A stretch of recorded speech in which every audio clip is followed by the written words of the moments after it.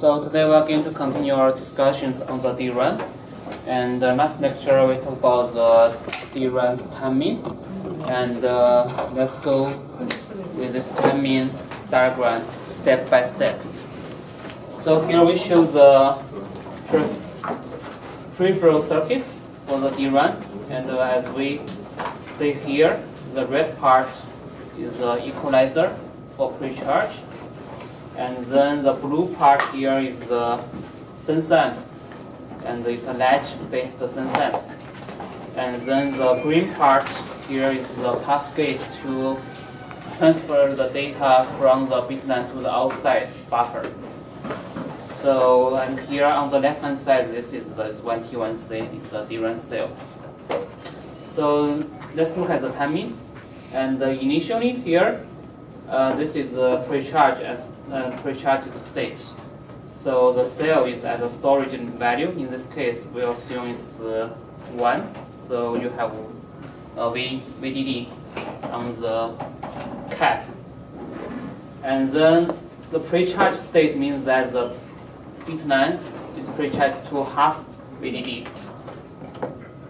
So that means here the equalizer is on. So this one is on, and then this 3 transistor here is basically those two are biased at this half VDD. So then you have those two bit line true and bit line complementary to be half VDD. And then all the other transistors are off, like the sense amp here, all of them are off, and then here this collect transistors are off. So this is the initial stage. And then here we are about to turn on the word lamp, but before that you need to turn off the equalizer. So this equalizer becomes 0. And here the one additional step here is this collector here, this LDQ signal is on. So then the LDQ here, I think is connected to some pre-charger externally. So then they are pre-charged to VDD for the external those two lines here are VDD. So, but the CS is 0. So here, this is VDD, but here is half VDD. And CSL is 0, so this is off.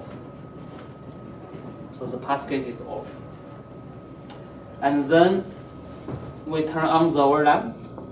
So the word line is on. So word line is on, and the first step is this charge sharing. So to develop the signal delta V on the bit line. So and in this case, because we'll store VDD here, and then that means the bit line will increase by this delta V due to the charge sharing, as we discussed the last lecture. And this is the signal development, and you have this delta V increase in the bit line. Once this delta V is developed, then we need to turn on the sense amp enable signal.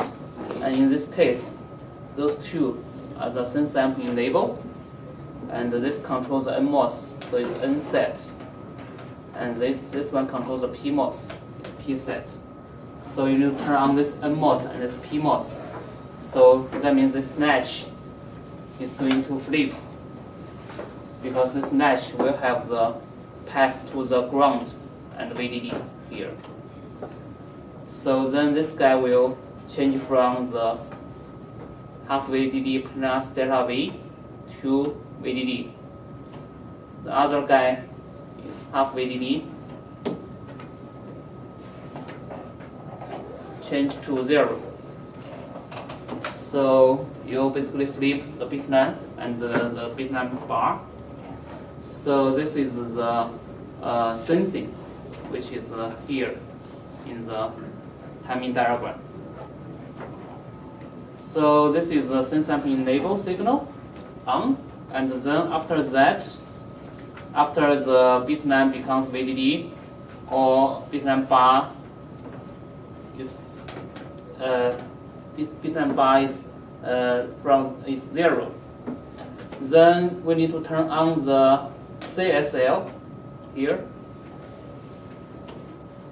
to sense the data out.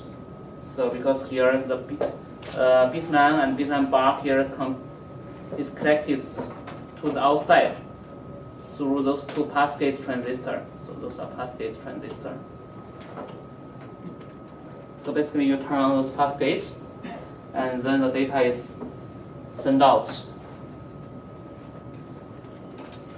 And after that, this is the so-called open page policy. So that means you don't turn off the word line. We are going to continue our next write operation. So then, before that, we need to close the CSL to prepare for the write. And then, that means from the buffer outside, we need to prepare the data we wish to write. So in this case, we want to write the 1 to the, let's say, we want to write 0 to the DRAM cell. So that means the 0 is to the bitmap, and then we have 1 to the bitmap bar. After this signal is ready, then we can turn on the CSL again. So then this data will be transferred into the cell. So 0 will be transferred to here. And then that means here we have the flip of the state from 1 to 0. But before that, remember, during the read operation, we have this recover of the cell state 1. So this is the recover or write back, automatically write back due to the sense amp. But now here we really want to write, so we have 1 to 0 transition here. And after that is done, then we can close the CSL and then we close the word line. So word line is off. So the word line is off. And then we pre-charge again. So this equalize phase. So then we will turn on the equalizer, and then the bitmap will be pre-charged to half VDD. So that's the final step. So I think you can look at this timing diagram by yourself after class, and look at the signals, and then you will have the one-to-one corresponding signal, let's say from this circuit diagram to this timing diagram here. You can compare the turn on and turn off of each signal, and then you'll see the voltage waveform you have on each of those signals here. So any question? Sorry. Yeah, you. Okay. So where is bitline bar? This is here. So this is a bitmap. Yeah. And this one is a bitline bar, or sometimes we call it this bitline true or bitline complementary. It's the same thing as bitline or bitline bar. And later today we are going to discuss what is a bitline bar exactly. Because in the DRAM array, you will see that it's unlike SRAM. SRAM, each SRAM cell, you will have 2 bitlines, one bitline, one bitline bar. But actually here, each DRAM cell here, this is the DRAM cell, 1T1C. You only have one bit line here. So where is the other bit line coming from? We are going to discuss that in the next few slides. Is it common to use VDD over 2 as the other side of the capacitor on the cell there? Is it always used as, or is it sometimes used as ground? You mean pre-charge to No, on the actual cell there, is that actual cell? on the other side of the capacitor, is that VDD over? Oh, you mean the other side? Yes. Yes, so the other side you can use VDD over 2. You can also use ground. Okay. Yes, but VDD over 2 you will have a symmetric case. Yeah. I was just wondering if it's common because if your cell is embedded in the main substrate, and usually the substrate is tied to 0, and you have to have something floating.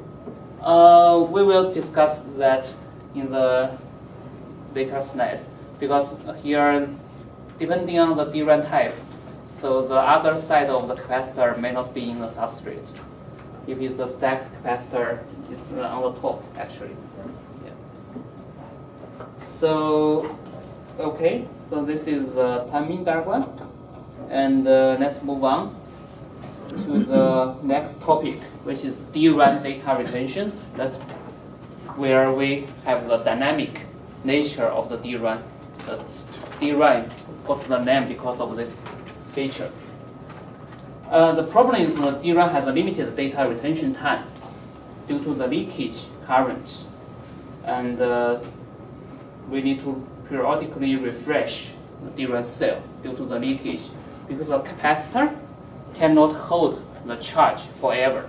So by nature, the charge will leak from the capacitor. So that means, for example, if you store VDD on your capacitor, then this VDD will decay over time due to the leakage. So that means your data will be gone after some time. So this leakage current is the problem for the DRAM cell. And we will see later that the leakage problem is more critical for storage of 1 than 0. That means in general, store 0 will have longer retention time than storing 1. And we will see that why is that in the next few slides. But here the conclusion is that when you store 1, you have shorter retention time. So it's more critical to consider the storage of 1. And the typical, let's say, retention time is this in the order of the milliseconds. And it will have a wide distribution because of the cell-to-cell variation. In one DRAM array, we will care about the tail bits, or let's say the worst cells, which have shortest retention time. So that is typically only a few hundred bits out of your several hundreds millions good bits. So we care about the tail bits. And the tail bits, we need to satisfy this required retention time larger than 64 milliseconds, because typically we will refresh every 64 milliseconds. Okay, so those are the basic concepts. And the last thing here is that, let me ask this question. So if you want to refresh your DRAM cell, what do you want to do? You want to write the cell or you want to read the cell? Read. Yes, so this last sentence here, refresh is naturally performed by read operation. So this is what we discussed before, because every time when you read the cell, you are going to write back or recover the state automatically due to the positive feedback of your sense sample. So as long as you read it, then it will recover. So the refresh is done by read, not write. Because write means you need to know the data pattern from somewhere to write that. But if you just want to maintain the state, then you just read. Okay, so this is the retention time distribution of the DRAM array, and this is the cumulative probability of the retention time. Different cell will have different retention time. So most of the cells are actually good. For example, here it says a majority of the cell, like larger than 99.9% of the cell, have higher retention time larger than even 1 second. Okay, that means if you look at the distribution, that means most of the cells are here. This is probability. Only like there is like a very small probability of those cells will have this retention time in this region, which is a millisecond. Those are the tail bits of the distribution. That is as the worst cases. And here the requirement is that we need to make sure all the cells should be higher than 64 milliseconds retention time. If there are cells smaller than this one, then that means error. Of course, we will have an error correction code to handle that if that happens. But you need to make this probability as small as possible to basically minimize the error correction overhead. So 64 milliseconds, okay. So what does this mean? So the refresh period, let's say 64 milliseconds. So what does this mean? So that means you have to read the same cell every 64 milliseconds. So after 64 milliseconds, you need to go back to the same cell and read it to refresh it. So if you look at the timing diagram here, this refresh time, we call it TREF max. This is maximum refresh time. For example, 64 milliseconds. And if you think about an array, so the first row, that's the word line 1. At this moment, you refresh it. That means you read it. Okay. Then after 64 milliseconds, you need to go back to the same row, word line 1, and read it. Right. Otherwise, this cell may lose the state already because of the decay of the voltage. Used to store 1, but over time, then the voltage may decay below your half VDD, then you may read out wrong. So you need to go back to the same word line. So let's assume in this particular case, the memory array has 16K rows. So the number of rows, 16K. And this row cycle time is 40 nanoseconds. So this is the time every time you turn on the word line. So it's 40 nanoseconds. This is as we showed earlier, the TRC, the row cycle time. And then the question here is, what is the percentage of the time you used for the refresh? If those information are given, then you should be able to figure out what is the percentage of the time you used for the refresh. So how do we do this? So 16K row. If you think about this timing diagram here, the total refresh period is 64 milliseconds. You need to go from the word line 1 to the word line 1 again. And if you evenly distribute this refresh, because here this is a refresh event, so then this is the word line 2, and then you will have word line 3, word line 4. So in total you have 16K row, 16K word lines. So then you will have every row will refresh after 64 milliseconds divided by this 16K, right? So it's 4 microseconds. So here this is 4 microseconds. So from row to row, is 4 microseconds, right?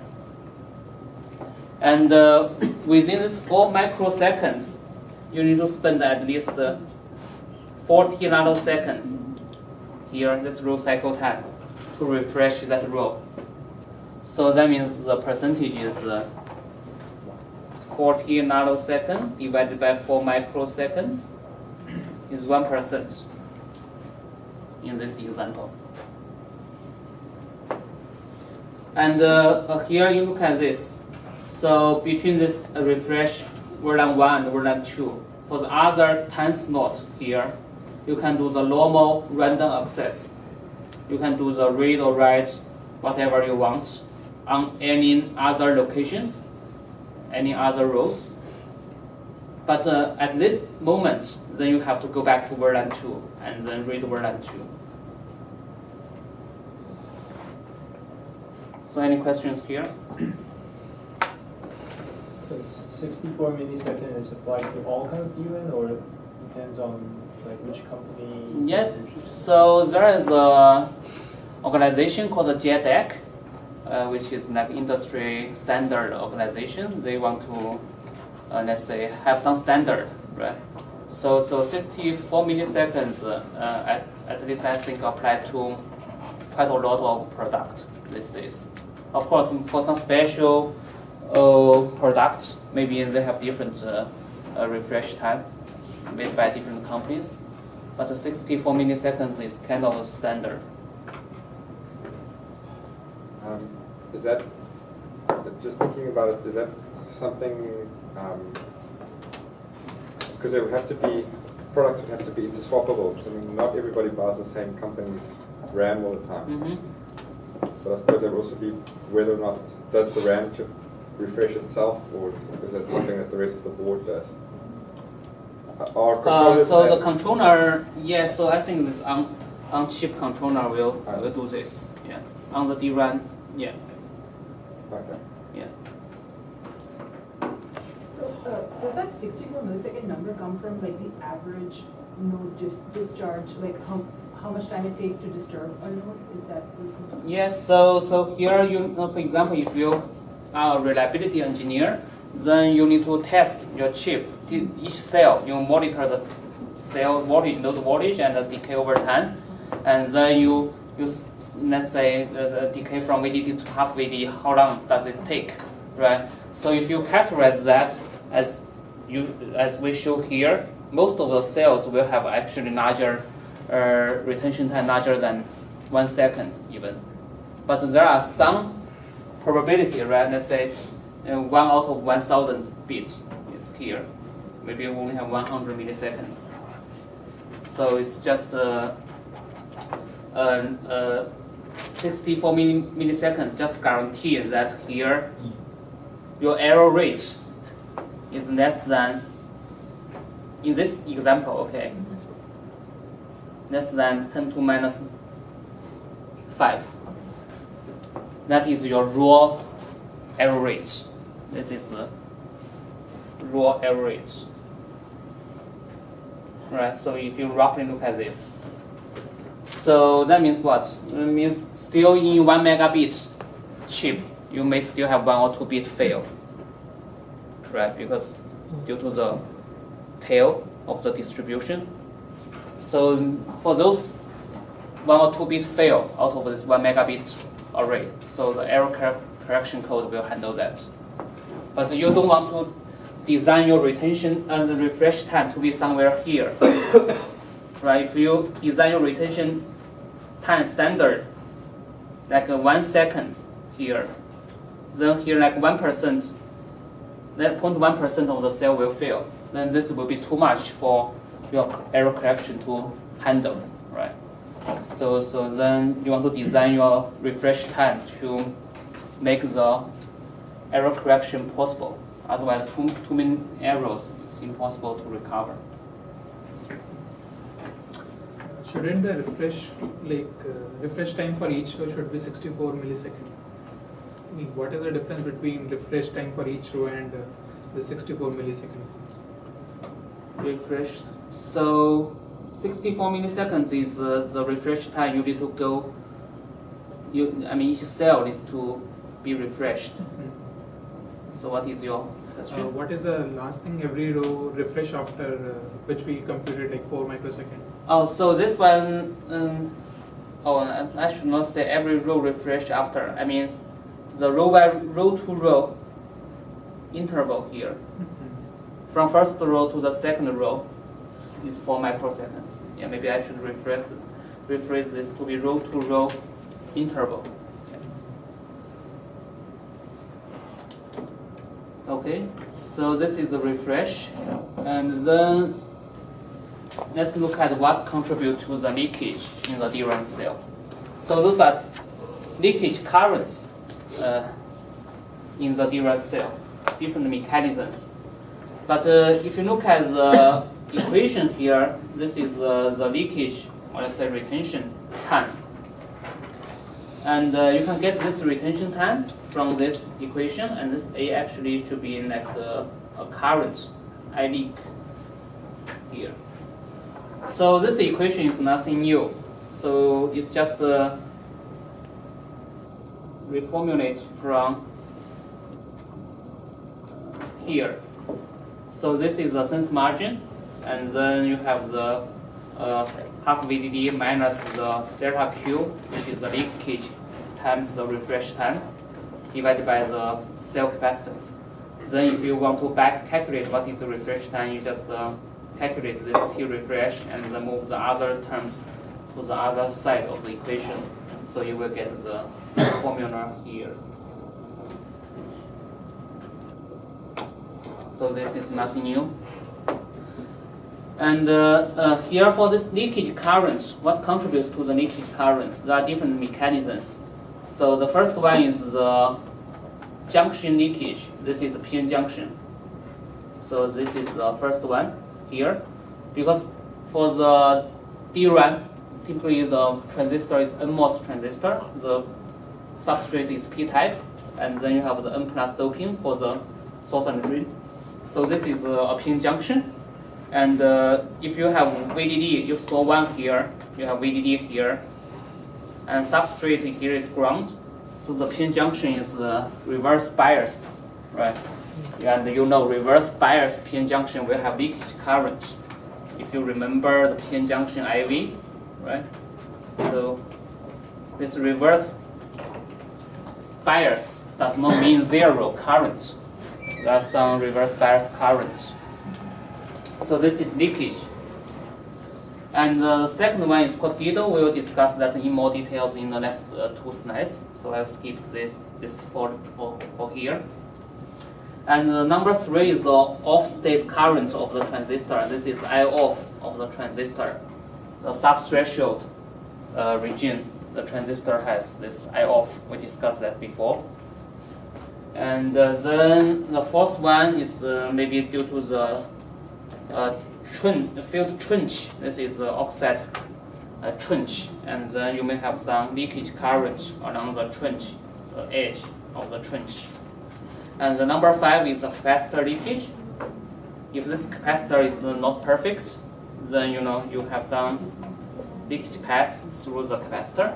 But I would say the number 4 and the number 5 are not that critical here, because mostly capacitors should be good, and unless you have defects